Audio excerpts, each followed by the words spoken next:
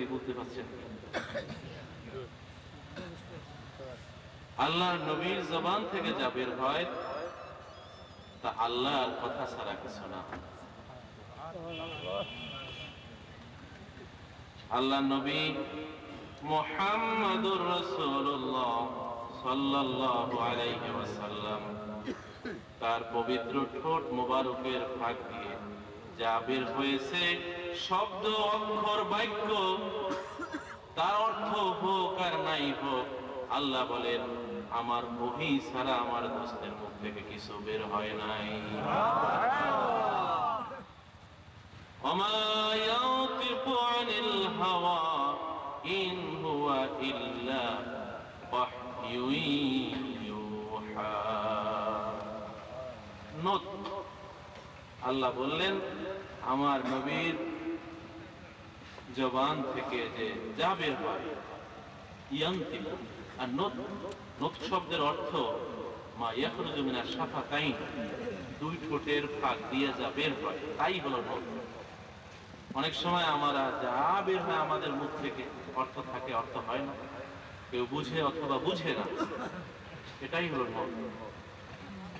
আল্লাহ পাক রব্বুল আলামিন দায়িত্ব নিচ্ছেন আমার দোস্ত আকায়ে নামদার তাজদারে মদিনা আহমদ মুজতবা মুহাম্মদ মুস্তাফা সরওয়ারে কায়নাত নবী দো জাহান মুহাম্মদুর রাসূলুল্লাহ সাল্লাল্লাহু আলাইহি ওয়াসাল্লামের মুখ থেকে, মুখের ফাঁক থেকে যা বের হয়, শব্দ, বাক্য, যা কিছু বের হয়, ওটা আমার ওহী ছাড়া আর কিছু নয়। বলেন সুবহানাল্লাহ।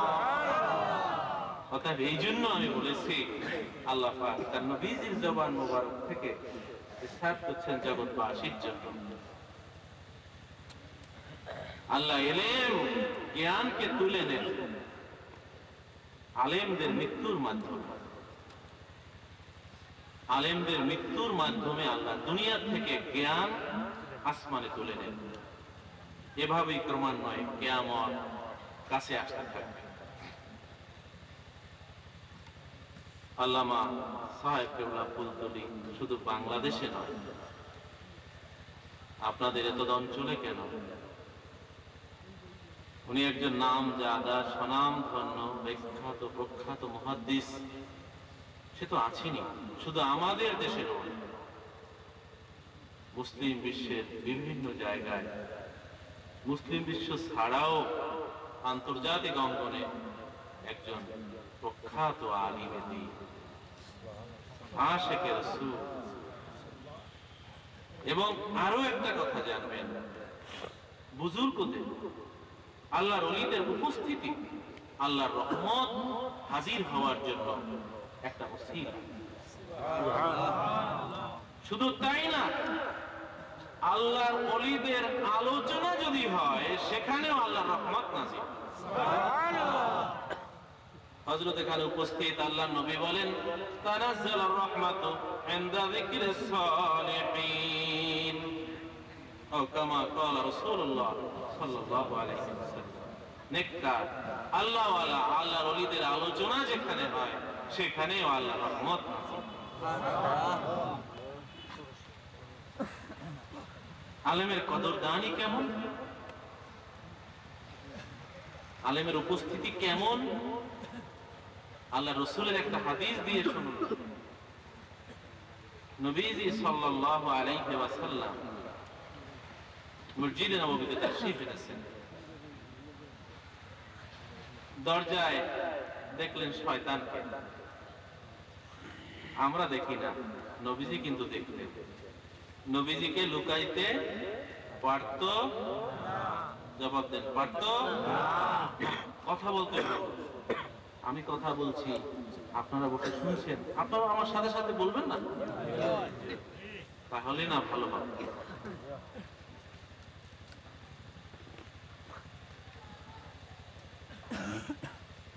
আপনি আমি আল্লাহর নবীর রহমতের শুকরিয়া না করলেও দুনিয়ার সবাই আল্লাহর নবীর রহমতের জন্য কৃতজ্ঞ। আমার ওস্তাদ তুর্কিস্তানি, নিয়াজ মখদুম তুর্কিস্তানি, উপমহাদেশের প্রখ্যাত মুহাদ্দিস। তিনি সুদূর রাশিয়া থেকে হিজরত করে বাংলাদেশে এসেছিলেন। আমি তার কাছে হাদিস শরীফ পড়েছি।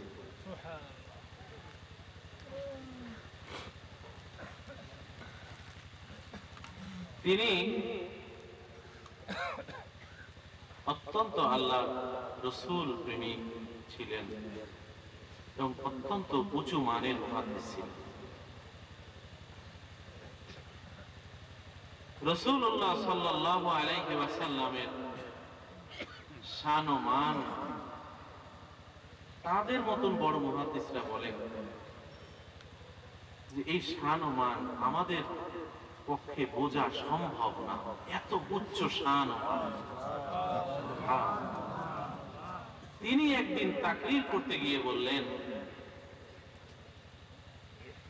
যে শয়তানকে আল্লাহ পাক রব্বুল আলামিন হারাম করে দিয়েছেন যে শয়তান সব রূপ ধরতে পারবে, কিন্তু রাসূলুল্লাহ বলেন সাল্লাল্লাহু আলাইহি ওয়াসাল্লামের রূপ ধরতে পারবে না। শয়তান স্বপ্নে আপনাকে বলতে পারবে আমি আল্লাহ এসে গেছি, তোমার আর নামাজ পড়ার দরকার নাই। যেমন আব্দুল কাদের জিলানী রাহমাতুল্লাহ আলাইহি বলছিল যে দেখেন আপনার এত নামাজ আর দরকার, কিন্তু তিনি বুঝতে পেরেছিলেন যে দরকার নাই এই কথাটা শয়তান ছাড়া কেউ বলে, কারণ আবুদ রাব্বাকা হাত্তা ইয়াতিয়াকাল ইয়াকিন, মৃত্যু পর্যন্ত আল্লাহর ইবাদতের উপরে মজবুত থাকো। বলে সুবহানাল্লাহ। এই শয়তান আল্লাহ সাজতে পারে, অন্য নবী সাজতে পারে, বড় ওলি সাজতে পারে, পৃথিবীতে সাজতে পারে না এমন কোন রূপ নাই।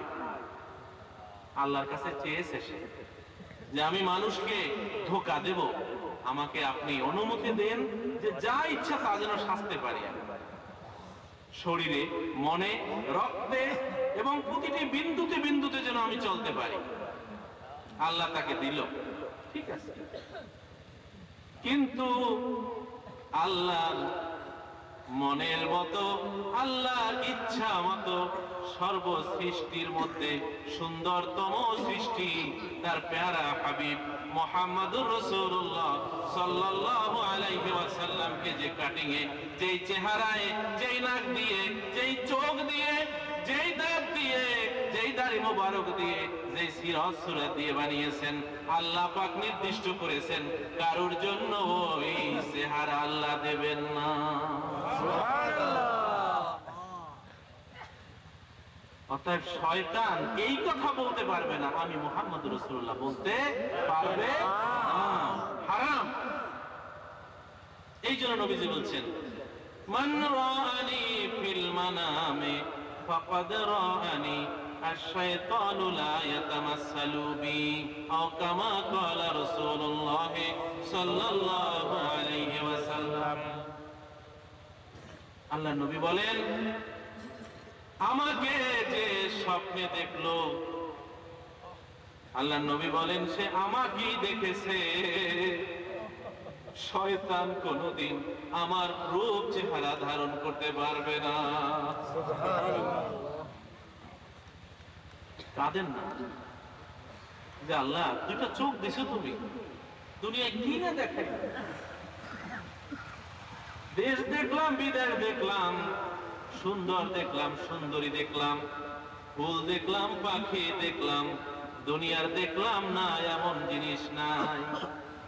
সবই যখন দেখাইলা আল্লাহ, যেদিন আজরাইল আসবে চিরতরে চোখ দুটো বন্ধ হয়ে যাবে, চোখের জ্যোতি শেষ হয়ে যাবে, ওই মুহূর্তের পূর্বে এক মুহূর্তের জন্য হলেও আমার মুহাম্মদুর রাসূলুল্লাহ সাল্লাল্লাহু আলাইহি ওয়াসাল্লামকে দেখাইয়া দিও।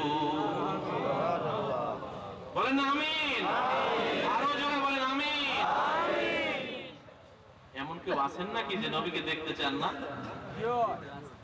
থাকার তো কথা না।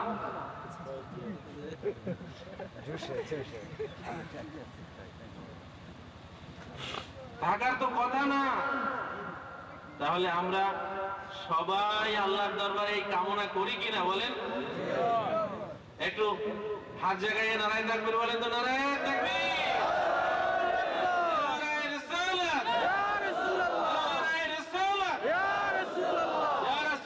দেখেন আপনার উম্মতেরা আপনাকে না দেখে মরতে চায় না, নবীজি দেখা দেবেন, বলেন আমিন।